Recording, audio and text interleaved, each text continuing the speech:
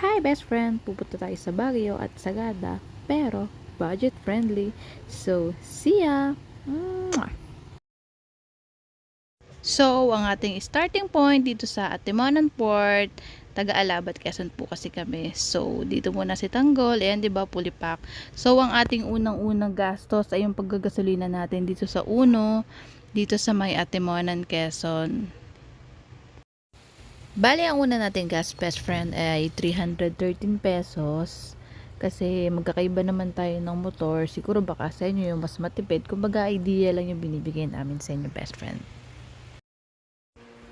Dito na po kami sa Atimonan Zigzag Road o yung tinatawag nila na Bitukang Manok. Ayan, mga may tumitigil na mga riders kasi nagpipicture sila, nagbibideo.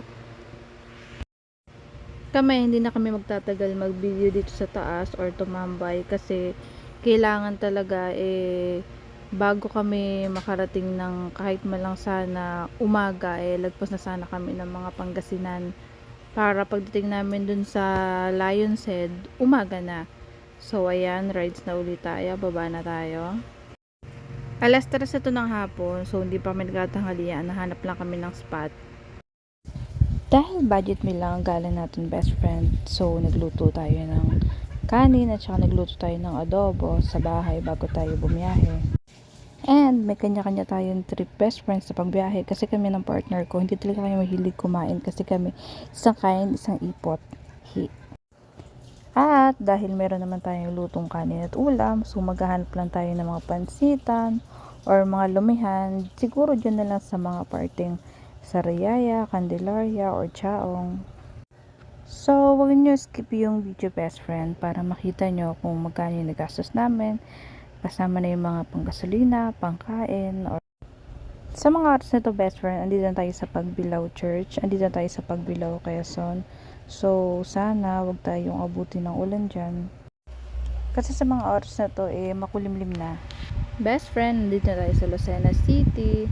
Ayan, medyo umulan yata dito pero mabuti na lang bago kami dumating dito tapos na kasi talagang yun ang magiging kalaban nating mga motor riders. Tsaka isa pa, wala kaming dalang kapote kasi nga talagang full pack yung saddle bag namin kasi dami namin din dalang jacket kasi alam talaga namin malamig sa pupuntahan namin. Tsaka syempre itong mister ko maraming dala-dala.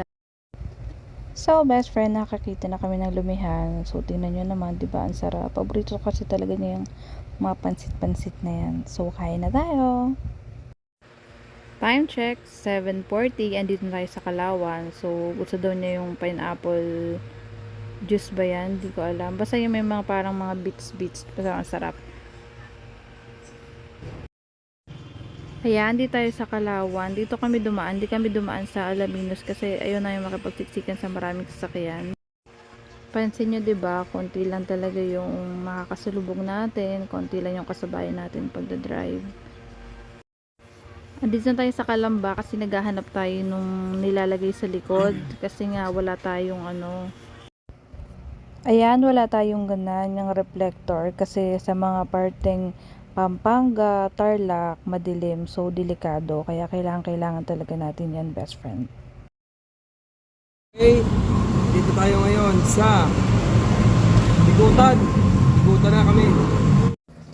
Ayan, sabi nga ng partner ko, diba, nandito na kami sa Bigutan. So, umihi lang kami, tapos nag-gas, saka nagpahinga. Syempre, bali, first sabak ni Tanggol, kaya kailangan alalayan din natin yung biyahe niya.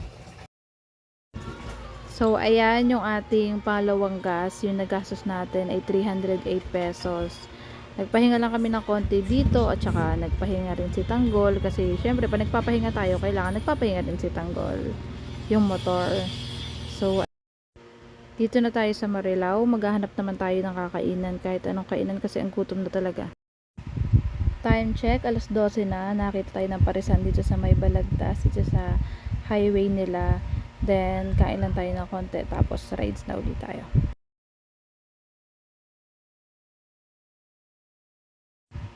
Pampanga na tayo, best friend. Konting kembot na lang to. Hihi! Pangasinan na kami, best friend. So, hotdog sandwich lang tayo. Tapos, Pocari Sweat kasi nga sobrang antok talaga namin. At saka medyo gutom na. Ayaw naman tayo magkape. So, best friend, para sa third guest natin, ayan, magbayad tayo ng 283 pesos. Then maghahanap lang tayo ng spot dyan na pwede tayong umidli pagpahinga, kasi talagang hindi talaga kaya ng kape, hindi na kinakaya ng kape, talagang babagsak na yung mata natin. Paumaga na rin naman yan para pagdating sana natin ng mga parting mga La Union or paakyat na tayo ng Benguet, maganda na, maliwanag na, so makakapag-picture na tayo ng maayos at video. Ayan best friend, papunta na tayo ng La Union, papasok na tayo dyan. So konting-konting kembot na lang, talagang mga karaos na gusto ko na talagang humiga, as in talagang gustong-gusto na ng katawan ko na lumay, kasi talagang ang pagod na talaga, dire-diretso kasi yung rides namin dito. Pero mainit pa rin dyan. Sabi ko nga sana makakita tayo ng Baguio, kasi nga para maramdaman ko na yung lamig, kasi talaga sobrang banas na banas talaga ako dito best friend. Tumigil lang tayo ng konti dito best friend sa may Shell bago tayo pumasok ng Benguet, kasi nga chine-check kasi ng mister ko kung okay na yung motor, kasi syempre magka-Cannon Road tayo, kaya kailangan safe tayo. Ayan best friend, papasok na tayo ng Benguet. So mag-stop muna tayo dyan sa Arco kasi magpipicture tayo, magbi-video, gagawa siya ng mga trend niya, mga Elias budots niya. Uy, sana all si Tanggol nakarating na ng Benguet. Diba? Silang malakas. Ayan best friend, nakapasok na kami. So kailangan nating magdahan-dahan dyan kasi malubak, tapos hindi ko alam kung ginagawa ba to. Nakita ko yung falls yan, natakot ako, ang creepy. Tapos sa may party kong kanan, natatakot din ako dyan kasi baka may mga lumaglag, syempre mahirap na. So ayan, drive lang kami dyan. Tapos sa mga part na yan, mga time na yan, umaambon, tapos ang nipis pa nung jacket ko, kaya sobrang lamig na lamig talaga ako dyan. Kaya nga sabi ko noon, sana makarating na talaga kami kasi talagang hindi ko na kaya. Kanina nangangarap talaga ako na makarating na, kasi nga ang banas na sa may parting Pangasinan or Daneta, mga ganun. Pero pag akit mo dito, grabe, bungad pa lang nararamdaman ko na yung lamig, or talagang umuulan lang kaya ang lamig. Ayan best friend, malapit na tayo sa Lion's Head, konting-konti na lang. Sa totoo lang, nakapagpabagal talaga yung ulan kasi hindi kami makapagmabilis kasi baka madulas kami. O diba, kitang-kita nyo na. Uy, Tanggol meets Lion's Head. Sana. Okay, dali, bibidyan ka na. Makakainin ka dyan. Ha? Bibidyan mo na kita. Video yan ha. Picture na. Oh, sorry best friend, hindi ko na na-video yung pagpunta namin dito sa Transient. Papakita ko na lang masusunod nating video.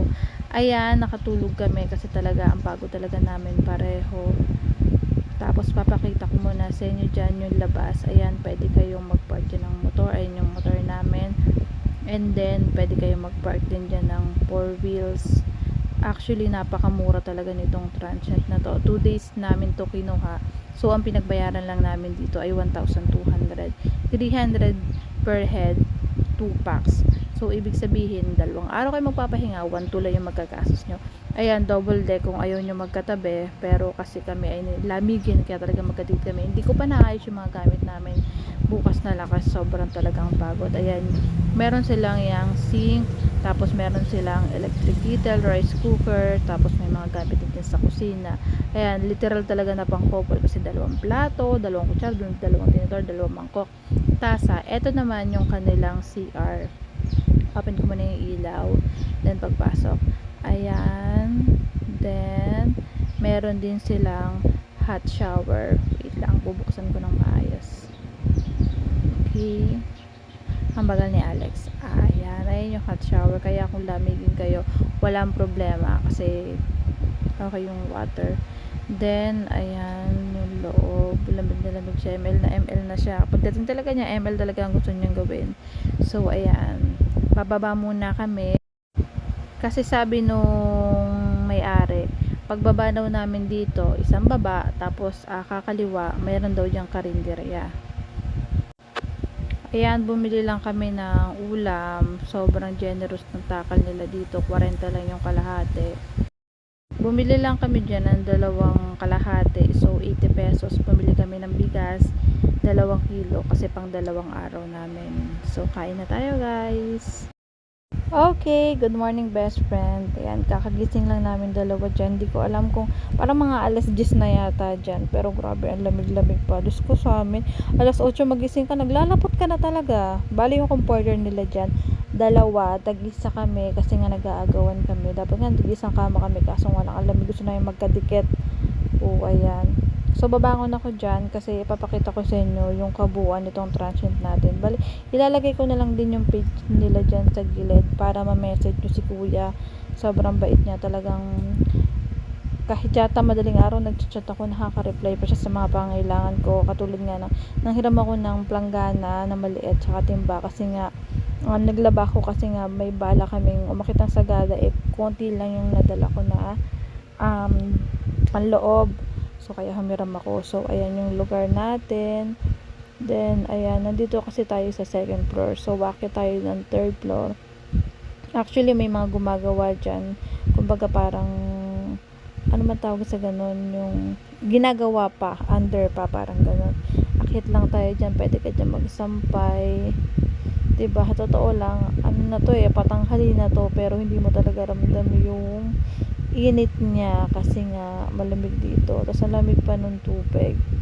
So, ayan. Bababa na rin ako guys kasi bibili ako ng ulam namin. So, ayan. Gano'n na naman ulit. Bumili uli kami ng 2 ulam na tigkalahati. So, 80 pesos kasi marami naman kami bigas. May 2 kilos kami binili. So, kakain na muna kami. Ayan yung ulam namin ngayon. Dinakdakan tsaka bopis. Kakain na muna siya. Sarap ng tulog, di ba, bagong gising, halata naman. Ayan best friend, lalabas na kami. Sa totoo lang, tinanghali talaga kami. Hindi namin alam kung makakayanan ba namin itong maghapon na to, yung paggala namin, kasi nga tinanghali kami. Kasi kailangan talaga namin magawa lahat ngayon kasi kinabukasan pupunta na kami ng Sagada. So, kailangan pasyalan na lang namin. So, siguro mangyayari, mahati namin yung mga pupuntahan namin. May mga parang kung ano na talaga yung pinakang gusto namin puntahan, yun lang mapupuntahan namin. Bala, ayan best friend, pagbaba mo dyan, din liliko ka sa kaliwa. Huwag kang mag-alala kung wala kayong mga dalang motor, wala kayong dalang motor o sakyan, kasi pagbaba nyo dyan, ayan yung mga paradahan ng jeep. So, malapit lang, makakasakay na kayo dyan, papunta dyan sa labasan, sa, kumbaga sa proper nila. Tapos, ayan yung kainan niya. Diyan kami bumibili ng kung ano-ano. Kompleto na sila dyan, one stop shop. Wala lang talaga silang tindang yosi. Mabuti nga yun at hindi nakapag-yosi yung master ko. So, video ko lang dyan palabas hanggang makalabas tayo sa pinakang kalsada. Tapos, tsaka natin ikakat yung video. Then, dire-diretso na tayo. Ang balak talaga naming puntahan muna ay yung Ride Park. Kasi, yun talaga yung dapat naming unahin. Kasi nga, yung katapat nun ay yung The Mansion. Para, kumbaga, sa isang location, 2 agad yung napuntahan namin. So, kita-kits tayo, guys. Ayan, best friend. Dito na kami sa Baguio Botanical Garden. Pero hindi kasi namin yan na mapupuntahan kasi sabi nga namin uunahin talaga namin sa may Ride Park, sa may The Mansion, kasi nga sabi namin isang location, 2 na agad yung mapupuntahan namin. So ayan yung The Mansion din sa kanan natin, tapos sa kaliwa natin ay yung Ride Park. Huwag kayong mag-alala pagdating sa parkingan ng motor kasi may parking dyan. Makikita nyo yan si Kuya Guard dyan sa may kaliwa. Meron yung parking, papasok nyo sa Welcome to Baguio Ride Park, dire-diretso lang kayo dyan. Tapos pag na-dire-diretso nyo dyan, lilikoy lang kayo sa kaliwa, then kakanan kayo, makikita nyo naman sa video yung pupuntahan nating parking. At saka may mga signage naman dyan. Bale, ang mangyayari nyan, magmumotor tayo, papunta tayo dun sa may parking, tapos pagdating dun sa pinagparkingan natin, maglalakad naman tayo palabas papunta dun sa may The Mansion. Huwag naman kayo maglala kasi alam niyo kung bakit. Hindi naman kasi mainit, kaya pwede naman maglakad-lakad. So, ayan, punta lang tayo dyan. Then, park lang tayo. Ang oras na to, mga ano na to, mga alas 12 na to. So, kumbaga, para sa atin dito sa mga taga dito sa South, ay talagang kalapot-labutan na to. Pero dito, hindi. Bale, may konting init pa rin, kaso wala, hindi talaga sobrang init. Lakad. Yeah. Lakad lang.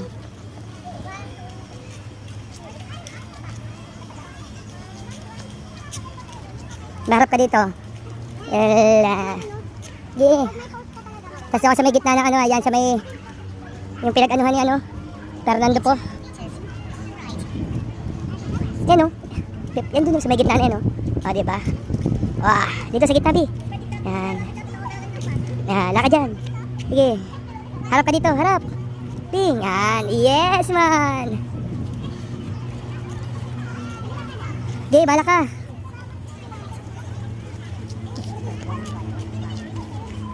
Picture naman kita. Harap. 1, 2, 3.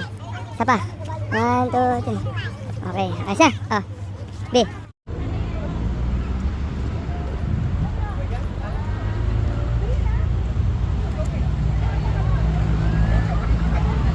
Saan na tayo next? Diplomat? Diplomat. Okay. Ayan, best friend. Nag-roleplaying pa ako eme-eme dyan para akong we love. Kit ko. Ito yung isa. Kalabasa ako. Shrimp. Kulay dilaw, no? Nagtitinda rin ako nito. Kaso yan, sa amin. Sa amin. Sarap din. Kagasan po kayo, sir. Pag tayo, sir.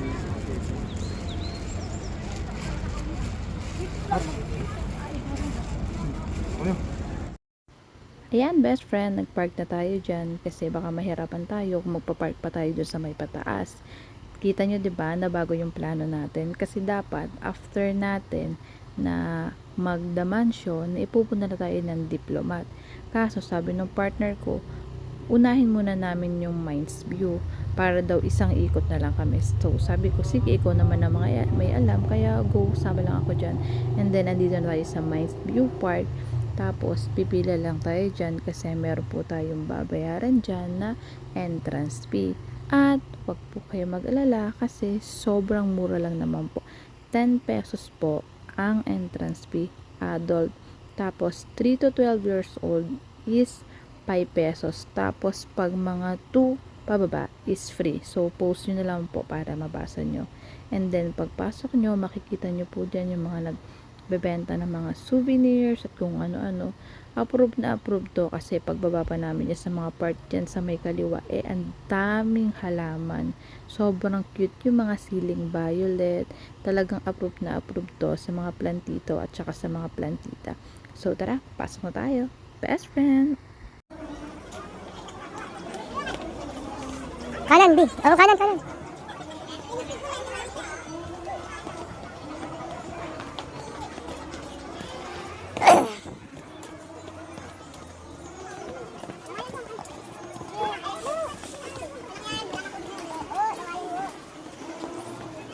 Ayan, best friend. Sumakay na yung baboy sa kabayo. Charis, 50 pesos lang naman po dyan. So, picture-picture lang tayo dyan.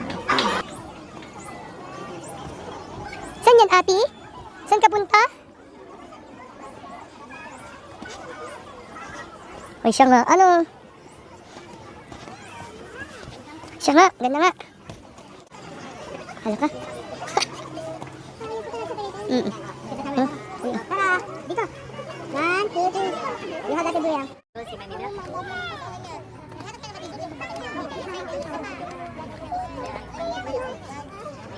Bi.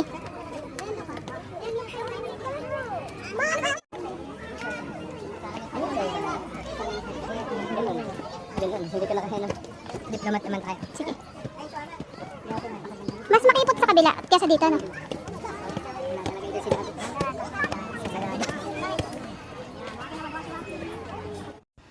Ayan, best friend. Tapos na kami dito sa Mines View.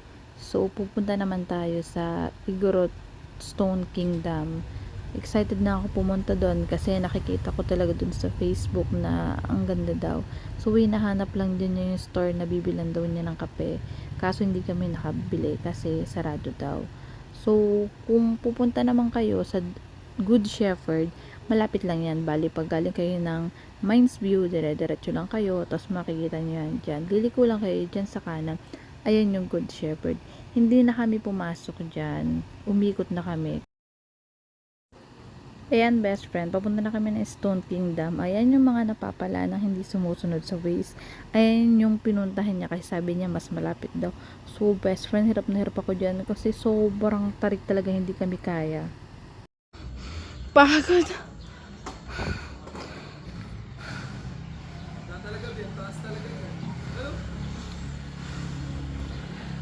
Sobrang tarik talaga, best friend. So, hingal kabayo ko talaga. As in, pagod na pagod talaga ako. Pero posing pa rin ng madam. Charas!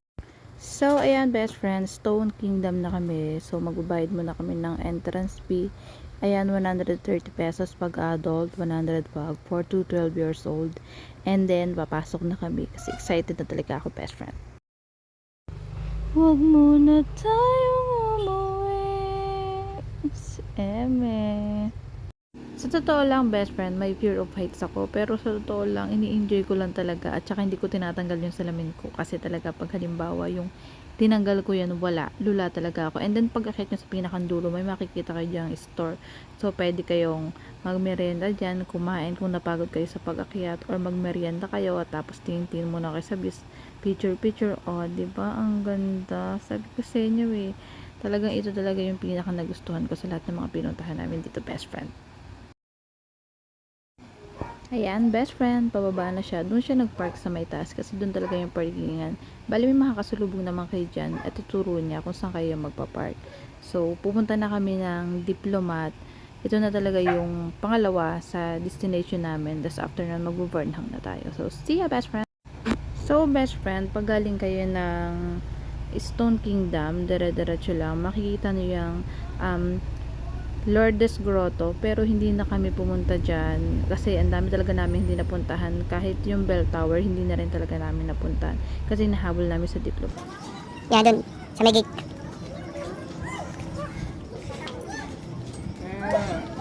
Hindi. Hindi, kama. Tapos may mumu, ano? Hello.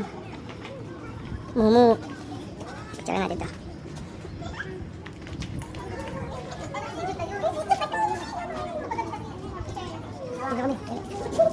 Hawakan. Yan, di, hello, lagot ka.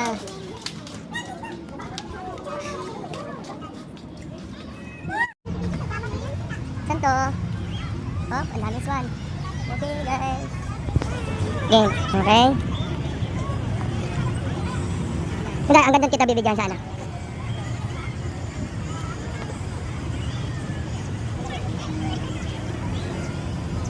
Yun talaga yun. Burnham Park talaga yan. Pag ikaw ay ganyan. Okay. Yan, ulan na. Oh, tingin dito. Okay, magbabay ka. Ayan, ulan na. Tara dun. Tawi. Ulan na. Dito. Dali na, ulan, takbo, dali. Ano magagawa dyan, ha? Ulan eh. Oy, natras.